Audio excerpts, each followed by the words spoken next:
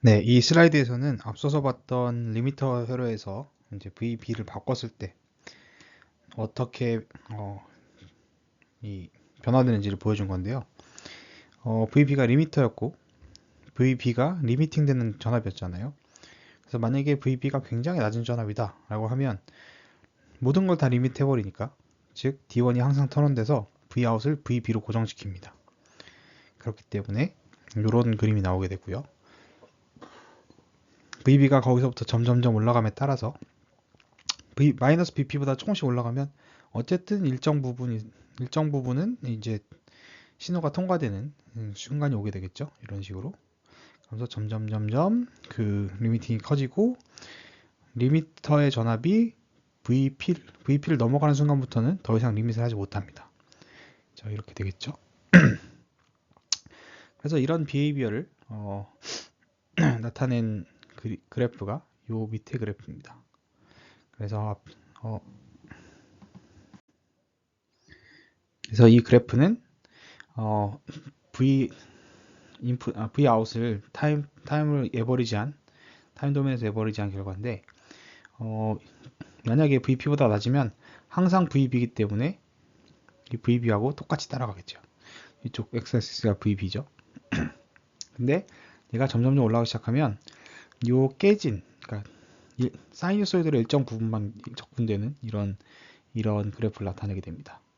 그리고 이거를 이 리미팅이 더 이상 안 되는 그 시점이 오면 여러분들 잘 알겠지만 사이누소이드 웨이브는 적분하면 0이죠.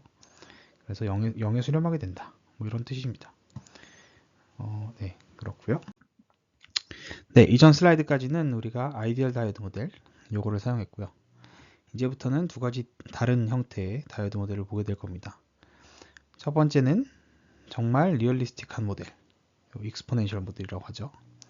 그래서 이게 익스포넨셜 모델이라고 하는데, 이제 정말 리얼리스틱한 다이오드의 모델이고요.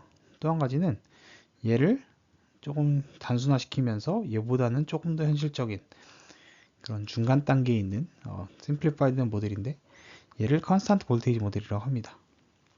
앞서서 잠깐 얘기했던 것 같은데, 아이디얼 다이오드 모델에다가 그 다이오드가 턴온되는 시점, 즉 VD-ON을 모델링 해주는 이 전압을 넣는 게 이 컨스탄트 볼테이지 모델의 핵심입니다.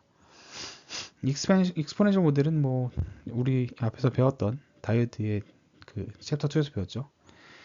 PN 정션의 커런트의 모델을 그대로 따라간다 라고 보시면 되겠습니다. 자, 이 그래프는 간단한 회로를 통해서 컨스탄트 볼테이지 모델하고 아이디얼 모델을 할 때 어떤 경향성의 차이가 있는가를 보여주기 위한 그래프입니다. 자, 요 회로에 대한 모델인데요. 자, 이 다이오드가 있으니까 우리는 또 똑같이 두 가지 경우로 나눕니다. 다이오드가 ON이거나 혹은 오프거나. 그렇죠. D1이 오프라면, D1이 꺼져 있다면 어떻게 되죠? D1이 꺼져 있다면 여기에 전류 흐름이 없기 때문에 얘가 오픈이기 때문에 전류가 흐르지 않죠. 그렇기 때문에 Vout은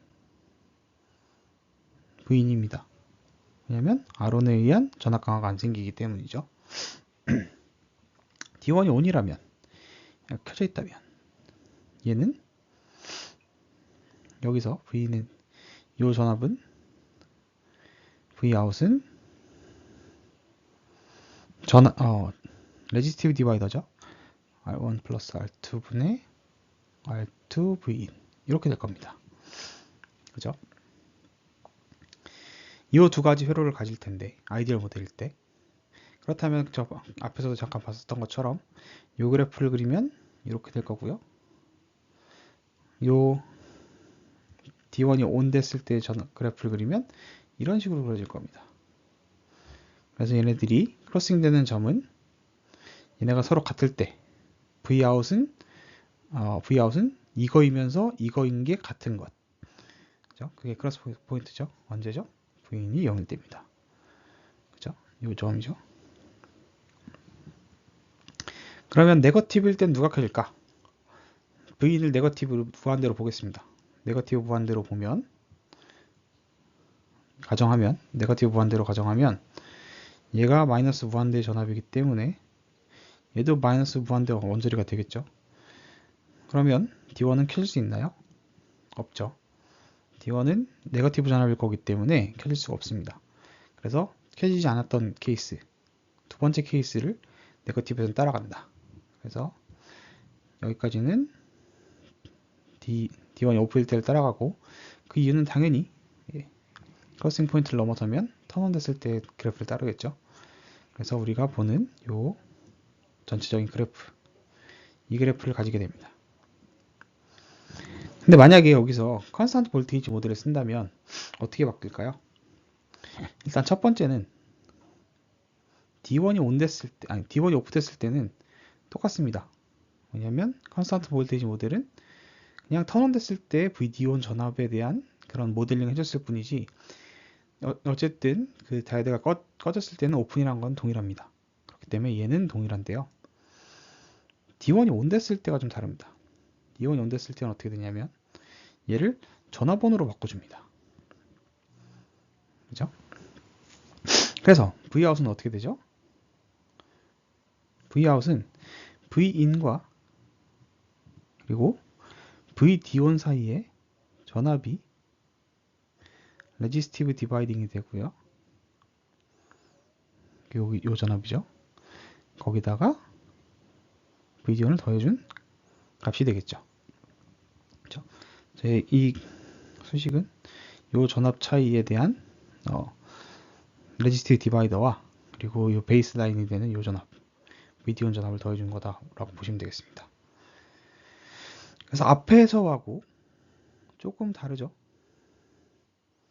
이게 Vout인데, 앞에서는 R1 플러스 R2분의 R2Vin이었는데 지금은 그거 외에 컨스탄트 항이 더 나옵니다. 그래서 여기까지는 똑같고요. 요 나머지들,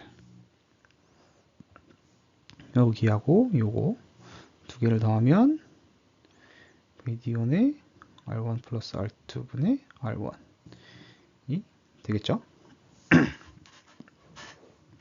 그래서 얘는 요 컨스탄트한 값을 가지죠.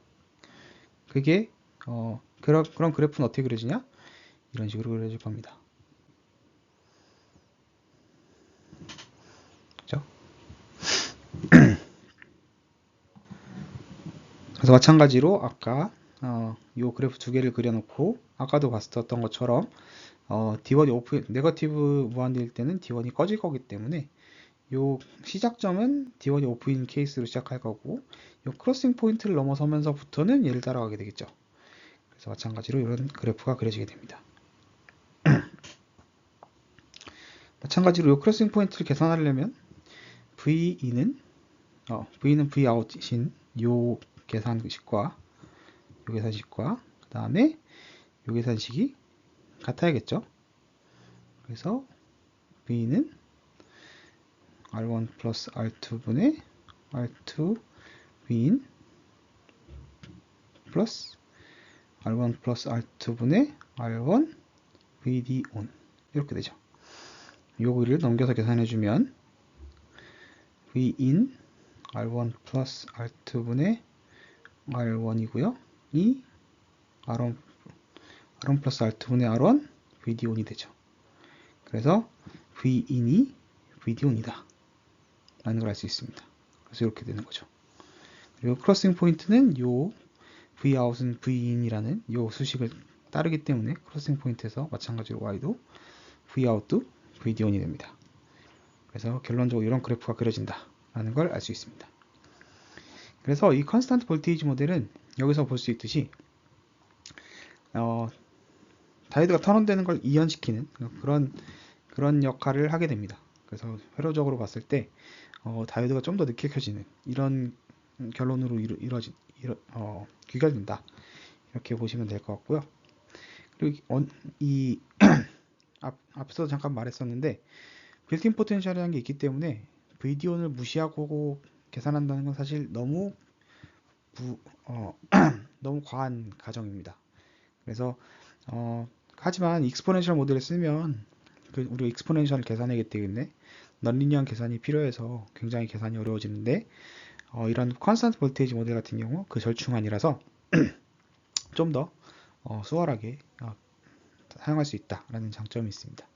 그래서 앞으로 여러분도 아마 다이오드를 썼을 때 기본적인 회로의 비헤이비어가 어떻게 되는지 보는 데는 컨스턴트 볼테이지 모델 정도면 충분합니다.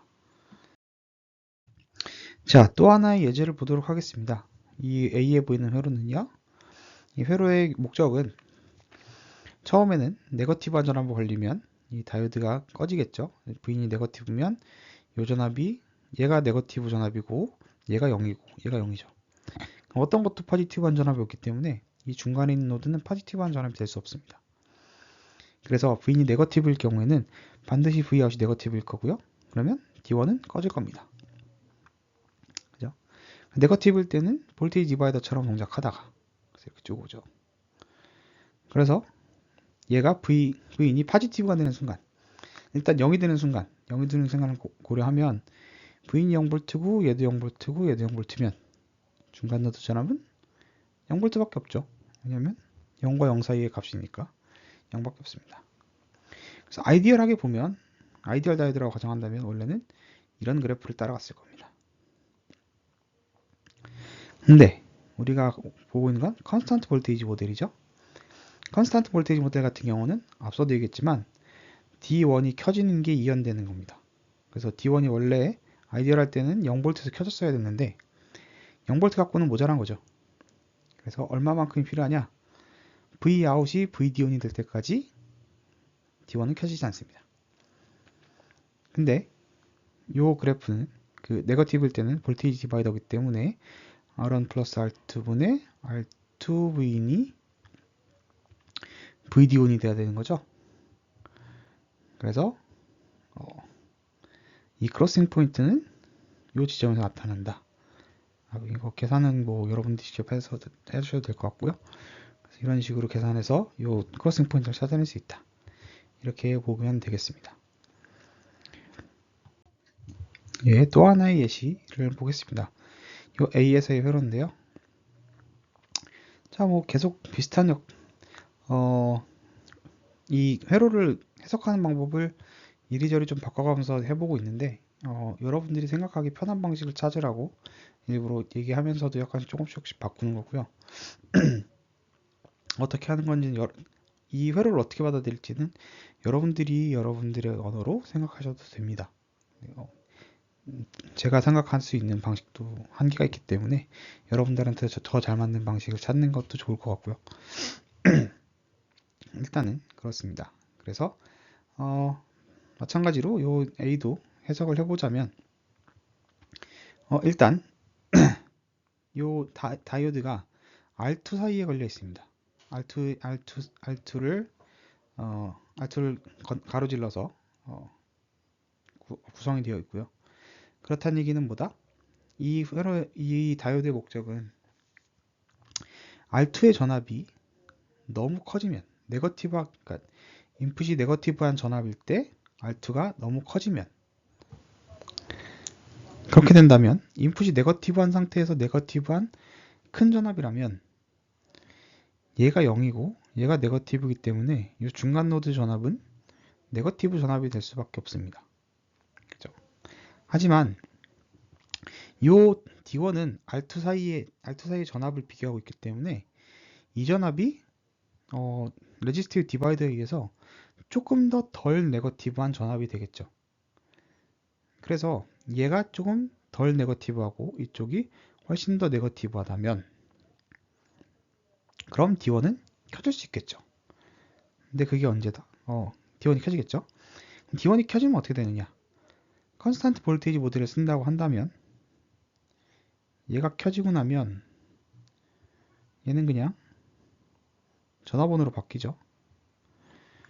그래서 D1과 D2를 죄송합니다. V인과 Vout을 쇼트시키는데 다만 전압차를 일정하게 두고 쇼트시키는 그런 회로가 됩니다. 그래서 여기서 보시면 기울기가 1이죠. 인풋과 아웃풋이. 왜냐면 인풋과 아웃풋이 전압 차이를 두고 쇼트되어 있으니까. 그죠? 그래서 이렇게 올라오게 되고요. 반대로 이거 쭉 올라오다 보면 전압이 점점 높아진다. 즉 너무 네거티브한 전압이 아니게 되면 요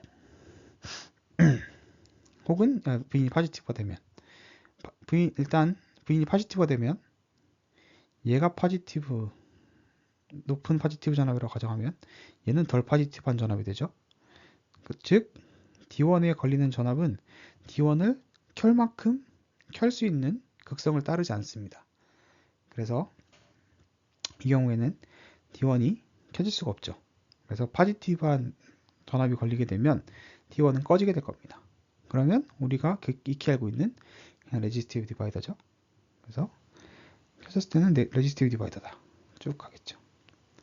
그래서 이 두 개의 그래프를 알고 있으니까 이 두 개의 그래프의 교점을 찾으면 이 값과 y 값과 인풋 값을 알 수 있겠죠. 그죠? 하지만 이 D1이 쇼트됐을 때는 V인과 Vout이 같기 때문에 결과적으로 우리가 V인 값을 안다면 Vout 값도 자연스럽게 나오게 될 겁니다.